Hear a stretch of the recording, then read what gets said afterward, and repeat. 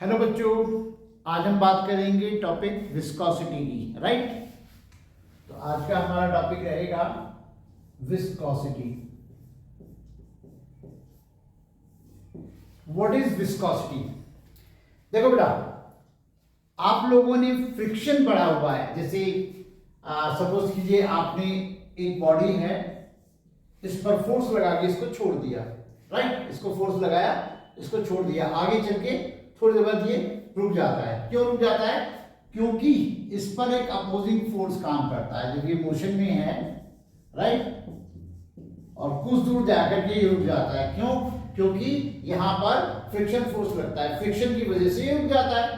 Right, ठीक ऐसे ही बिल्कुल सिमिलर वे में अगर मान लीजिए किसी हॉरिजॉन्टल सरफेस पर आपने लिक्विड का फ्लो करा करके छोड़ दिया, तो कुछ टाइम बाद वो लिक्विड रुक जाता है। इसका रीजन क्या है? फ्रिक्शन। यहां पे ये है फ्लूइड फ्रिक्शन।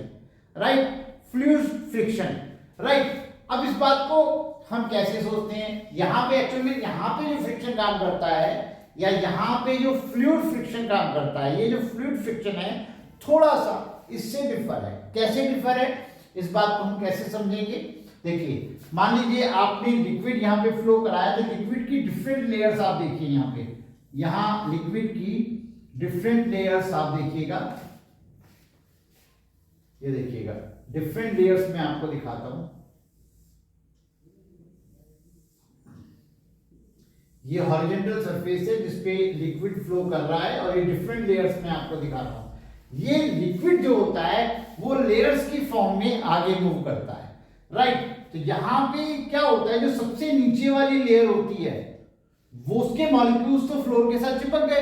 राइट, यानी सबसे नीचे वाली जो बॉटम लेयर है वो तो रेस्ट में आ गई, यहां पे उसकी वेलोसिटी जीरो हो गई, और आगे वेलोसिटी ये ऊपर बढ़ती चली जाती है। जैसे इसको आप ऐसे सोच सकते हो, जैसे आप देखिए यहां पे वेलोसिटी सबसे ज्यादा होगी, v मैक्सिमम होगा यहां पर। राइट, यहां पे उससे कम, यहां पे उससे कम। राइट, ठीक है ना, ये और कम होती चली गई, और फाइनली यहां पे v इज इक्वल टू 0 होगा। ओके, तो इस तरह से जो है ये वेलोसिटी इंक्रीज होते हुए चली जाती है। अब अगर हम किन्हीं भी दो लेयर्स की बात करें, किन्हीं भी दो लेयर्स को हम कंसीडरेशन में ले लें, जैसे यहाँ पे हमने दो लेयर ले ली, ये वाली, ठीक है ना, और इनको मैं जो है इसको मैं जरा रिमूव कर देता हूं। राइट, फ्रिक्शन को तो ऑलरेडी आप अच्छे से समझते हो। अब यहाँ दो लेयर्स अगर हम ले लेते हैं, सपोज करो ये दो लेयर, हमने ये दो अलग अलग लेयर दिखाएंगे। डिस्टेंस दिखाया मैंने बीच में समझाने के लिए, ऐसा डिस्टेंस इतना नहीं होता। राइट, तो यहाँ पे अब आप ये देखिएगा, ये वाली लेयर जो है ये आगे की तरफ मूव कर रही है, ये वाली लेयर भी मूव कर रही है, लेकिन इन दोनों के बीच में रिलेटिव मोशन है। तो इस लेयर की टेंडेंसी है इसको आगे मूव कराने की, लेकिन इस लेयर की टेंडेंसी है इसकी मोशन को अपोज करने की, यानी ये जो है इस मोशन को अपोज कर रहा है। ऐसे इससे नीचे वाली लेयर जो है वो इसको अपोज कर रही होगी। ये इस बात को आप ऐसे समझिए, जैसे ये दो लेयर्स हैं। राइट, अब ये वाली लेयर जो है इस लेयर के आगे की तरफ मूव कर रही है। राइट, बिल्कुल फ्रिक्शन वाला केस है, जैसे सॉलिड फ्रिक्शन में होता है। अगर ये बॉडी ऊपर की तरफ मूव करेगी तो नीचे वाली सरफेस इसके अपोजिट डायरेक्शन में फोर्स लगाएगी, जिसको आप फ्रिक्शन बोलते हो, जिसको सॉलिड फ्रिक्शन बोलते हो। और यहाँ पे क्या हो रहा है, यहाँ पे ये लेयर आगे की तरफ मूव करेगी तो इस पर ये फ्रिक्शन काम करे, इस पर ये अपोजिट फ्रिक्शन काम करेगा, जिसको हम फ्लूइड फ्रिक्शन बोल रहे हैं, जिसको हम विस्कोसिटी बोल रहे हैं। तो हर एक लेयर्स के बीच में यही सिचुएशन होगी, ठीक है ना। तो ओवरऑल क्या होगा, ओवरऑल एक अपोजिंग फोर्स काम करना शुरू कर देगा। राइट, लिक्विड की इसी नेचर को हम विस्कोसिटी बोलते हैं। मेरा पॉइंट आप समझ रहे हैं ना? It is property of the liquid by virtue of which an opposing force comes to play between the layers of liquid and which opposes the relative motion between the layers.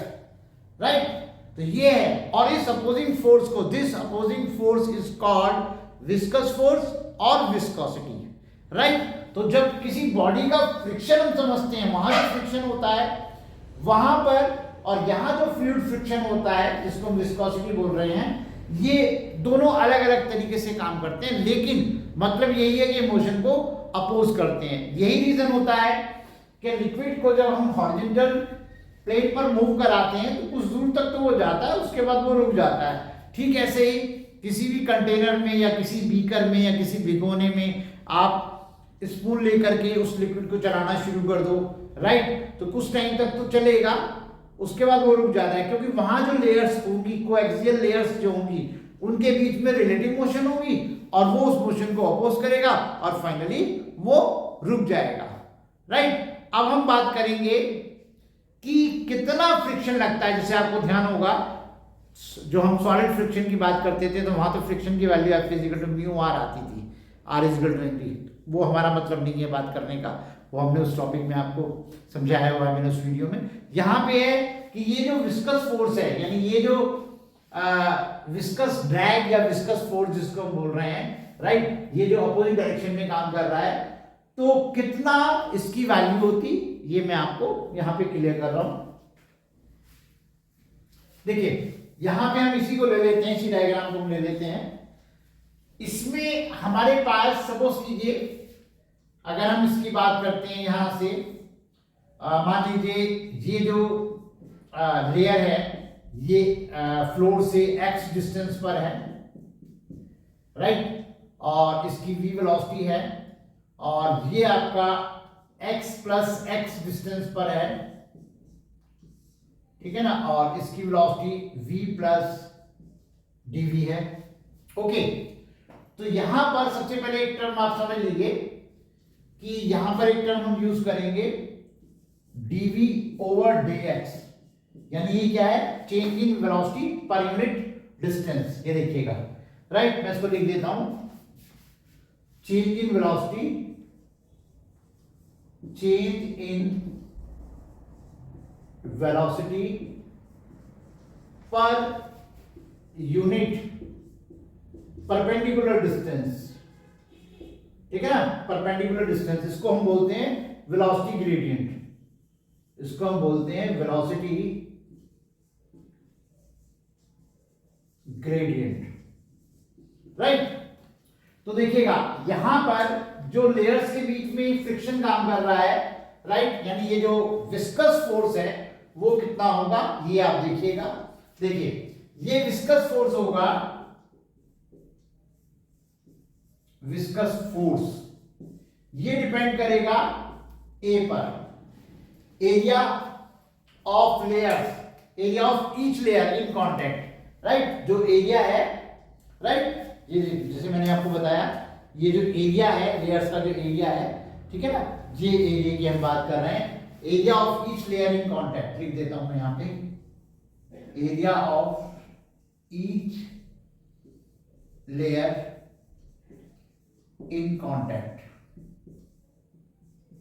Right. फिर उसके बाद F proportional to dv over dx, right, और इसको हम combine कर लेते हैं तो F proportional to a dv over dx, right, और यहां पे एक प्रोपोर्शनल का साइन आ जाएगा minus eta dv over a dv over dx, right. ये हमारा फॉर्मूला आ जाता है। Here eta is called coefficient of viscosity of given liquid. Here eta is coefficient of viscosity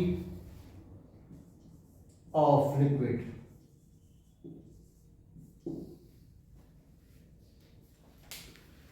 finally हमारा विस्कस फोर्स के लिए फॉर्मूला आ जाता है F is equal to minus eta A dv over dx. Eta is coefficient of viscosity, is area of each layer, dv over dx velocity gradient, right.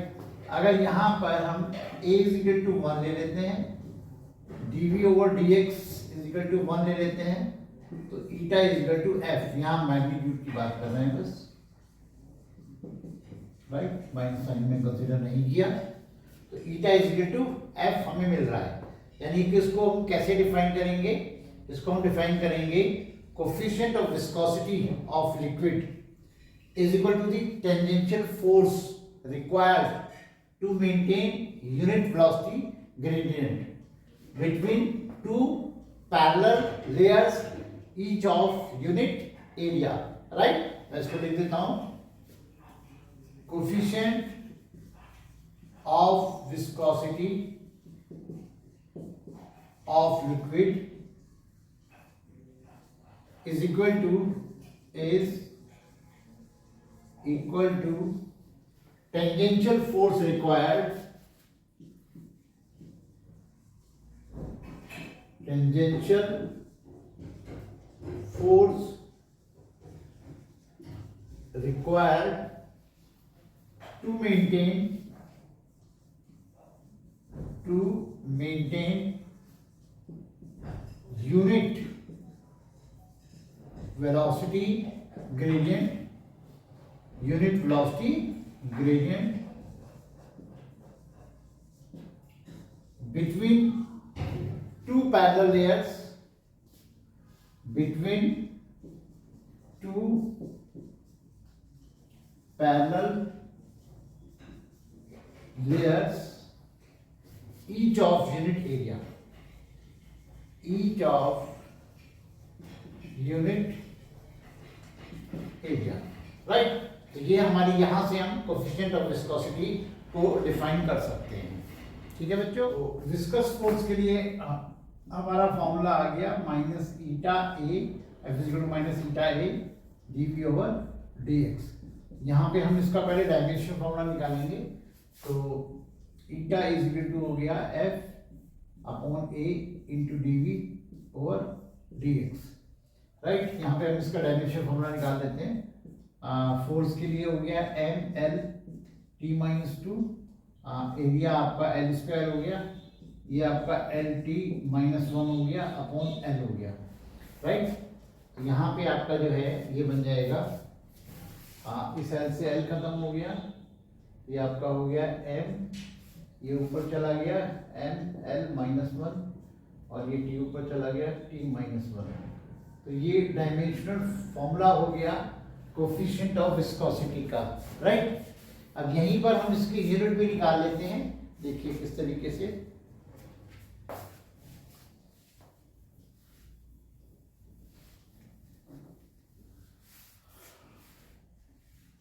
अगर हम इसकी unit CGS में लेते हैं तो ये हो जाएगा आपका डाइन सेंटीमीटर स्क्वायर, और ये सेंटीमीटर पर सेकेंड, और ये आपका सेंटीमीटर, ठीक है ना? तो ये सेंटीमीटर से ये सेंटीमीटर खत्म हो गया, तो ये आपका हो गया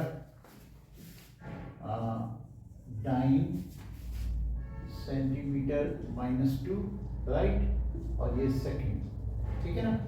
तो ये आपका dyne centimetre minus two second. तो ये आपका जो है ये कहलाता है पॉइस, ये कहलाता है पॉइस, यानी कि वन पॉइस का मतलब हो गया, वन पॉइस का मतलब one dyne centimetre minus two, और ये सेकेंड, राइट?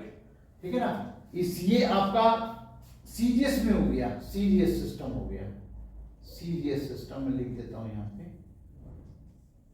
CGS, right? अगर हम एसआई सिस्टम की बात करते हैं, in SI system, in SI system, तो यहाँ पे आप देखिएगा, इसी को बताए आप यहाँ दिखा देता हूँ। एसआई सिस्टम में आपका ये चलेगा, आपका न्यूटन हो गया, फोर्स का तो न्यूटन हो गया, है ना? और ये आपका मीटर स्क्वायर, और ये मीटर पर सेकेंड, है ना? और ये मीटर, इस मीटर से ये मीटर खत्म हो गया, तो ये आपका आ जाता है न्यूटन, और ये metre minus two second, right? इसको हम पास्कल सेकेंड भी लिख देते हैं, पास्कल सेकेंड। और ये हमारा कहलाता है डेका पॉइस, यानी कि ये हो गया आपका डेका पॉइस। तो वन डेका पॉइस मीन्स आपका हो गया one newton metre minus two second, ठीक है ना? अब यहाँ पे अब हम देखेंगे डेका पॉइस और पॉइस में रिलेशन क्या है, यहाँ हम देखेंगे। अगर हम इसको कन्वर्ट करके देखेंगे तो वैल्यू हमें मिलती है 1 डेकापॉइल्स इज इक्वल टू, हमें याद रखना है 1 पॉइल होता है। ये देखिए 1 डेकापॉइल जो कि एसआई में है, पॉइल जो कि सीजस में है, तो 1 डेकापॉइल्स इज इक्वल टू 10 पॉइल्स हमें मिलेगा। ओके बच्चों, बच्चों अब मैं विस्कोसिटी का एक क्वेश्चन लेने वाला हूं, राइट। और वो क्वेश्चन मैं एक बार बोल भी देता हूं और आपको अपनी स्क्रीन पे भी नजर आ रहा होगा। क्वेश्चन देखिए वो क्या कहता है, a flat plate of area 2 metre square is separated from a large plate by a layer of oil 2 millimetre thick. If coefficient of viscosity of this coil is 0.01 Pascal second, what force is required to keep the plate moving with a velocity of 5 centimeter per second? ठीक है ना। अब इस question को पहले समझने की कोशिश कीजिएगा कि ये किस तरीके से, इसमें क्या क्या वैल्यूज दी हुई हैं, पहले आप ये जान लीजिए। जैसे ये आपका हॉरिजॉन्टल सरफेस है, राइट, और इस पे लिक्विड की लेयर है, तो लिक्विड जो दिखाया गया है वो 2 मिलीमीटर थिकनेस दिखाई गई है, राइट। तो यहाँ पे जो है आपके dx की जो वैल्यू है वो है 2 मिलीमीटर। 2 मिलीमीटर का मतलब हो गया 2 इंटू 10⁻³ मीटर, राइट। अब इसमें देखिएगा जैसे ये लिक्विड की लेयर आपको यहाँ पे, ये आपको इस तरीके से लेयर जो है मिल गई। अब इसके ऊपर एक प्लेट रखी हुई है, ये प्लेट रखी हुई है, मैंने प्लेट दिखा दी, ये देखिए ये प्लेट है आपकी, राइट, ये आपकी प्लेट हो गई है ना, ये आपकी प्लेट हो गई जिसका एरिया आपको दिया हुआ है 2 मीटर स्क्वायर। यहां लिख देता हूं मैं, इस प्लेट का एरिया दिया हुआ है आपका 2 मीटर स्क्वायर, राइट।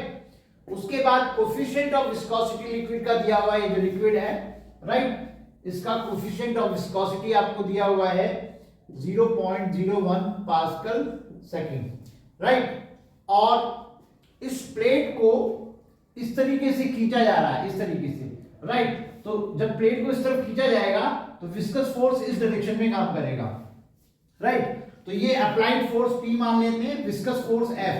तो जाहिर सी बात है अगर हम इस प्लेट को मूव कराना चाह रहे हैं तो कम से कम इतना फोर्स हमें लगाना पड़ेगा। तो जो अप्लाइड फोर्स है वो विस्कस फोर्स के इक्वल हो गया। तो यहाँ पे आपको वेलोसिटी जो दी हुई है वो दी हुई है dv 5 - 0 यानी 5 सेंटीमीटर पर सेकेंड, ठीक है ना, यानी कि 5 इंटू 10⁻² मीटर पर सेकेंड। अब मैंने 5 - 0 क्यों लिखा है, देखिए यहां पे वेलोसिटी है v0 और यहां पे v कितना है 5, ओके, इसलिए मैंने dv लिखा है 5 - 0, ओके।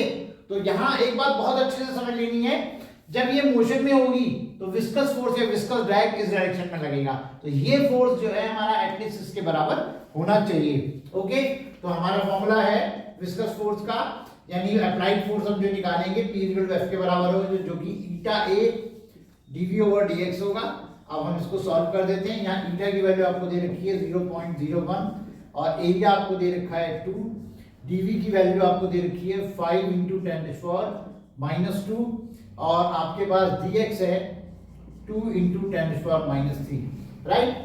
2 से आपका 2 खत्म हो जाता है, 10⁻² है, -3 ऊपर गया तो 10⁻1 बचा, राइट। और इसमें मल्टीप्लाई किया 0.1 तो ये आपका आ गया 0.1 इंटू 5 करके 0.5 न्यूटन। ये वैल्यू आपकी होगी विस्कस ड्रैग की यानी विस्कस फोर्स की, और इसके बराबर आपको फोर्स लगाना पड़ेगा जिस वजह से प्लेट आगे की तरफ मूव करेगी। हालांकि ये क्वेश्चन बहुत इजी है, लेकिन आपको इस फॉर्मूले का कंसेप्ट क्लियर होता है, इसलिए मैंने एक इजी प्रॉब्लम आपको सॉल्व कराई है। ओके बच्चों,